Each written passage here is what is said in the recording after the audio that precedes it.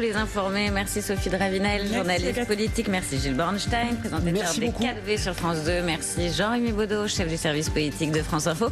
Nous Renaud, on se retrouve demain. À demain, Agathe. Et vous retrouvez les informés ce soir à 20h, comme tous les jours avec Victor Matet.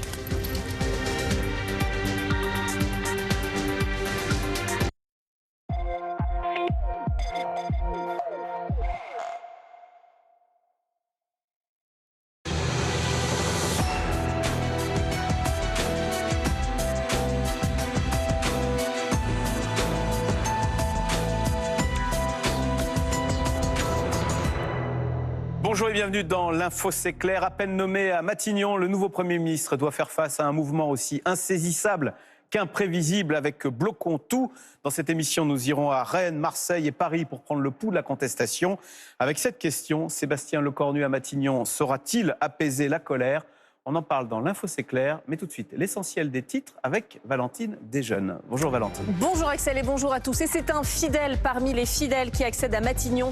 La passation de pouvoir aura lieu à midi entre François Bayrou et Sébastien Lecornu. LFI va déposer une motion de censure contre lui. La gauche dénonce une provocation. Le Parti socialiste demande au nouveau Premier ministre de renoncer à l'utilisation du 49.3. Écoutez le socialiste Patrick Caner. Monsieur Macron s'enferme dans son bunker de certitude et la Macronie, comme toujours, va toujours dans le même sens. C'est le même bateau, il y a la même peinture sur le bateau, il y a le même équipage, on a changé de capitaine, mais c'est le même cap, a priori, qui est donné. La CGT recense 715 actions dans des entreprises ou des administrations. La police dénombre 95 interpellations dans l'agglomération parisienne à l'heure qu'il est. Journée de blocage et de manifestation, de mobilisation aujourd'hui dans toute la France. Moi, je suis à la retraite depuis peu. Je touche une toute petite retraite. Alors, encore enlever les 10% et les prix qui augmentent dans les marchands. Alors, chez les marchands, c'est plus possible de vivre. C'est une première depuis le début du conflit. La Pologne dénonce ce matin une violation de son espace aérien au cours d'une attaque russe contre l'Ukraine.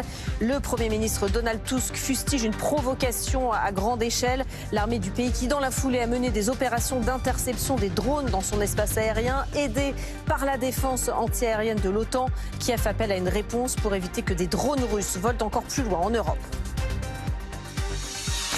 La France fait part de son extrême préoccupation après les frappes revendiquées par Israël sur des responsables du Hamas à Doha, au Qatar. Réaction en cascade depuis hier, notamment d'Israël. Nous n'agissons pas toujours dans l'intérêt des États-Unis. Colère de Donald Trump. Écoutez. Je ne suis pas ravi, je ne suis pas heureux de cette situation. Ce n'est pas une bonne situation. Mais je dirais ceci, nous voulons le retour des otages, mais nous ne sommes pas satisfaits de la façon dont cela s'est passé aujourd'hui. Et puis une victoire dans la douleur pour l'équipe de France qui s'est imposée 2-1 face à l'Islande. 2 buts signés Kylian Mbappé sur penalty et Bradley Barcola. Les Bleus qui ont fait un pas supplémentaire vers le Mondial 2026. Deuxième victoire en 2 matchs de qualification. Les Bleus qui prennent seuls la tête de leur groupe. Et voilà pour l'essentiel, Axel. Merci Valentine. Bienvenue.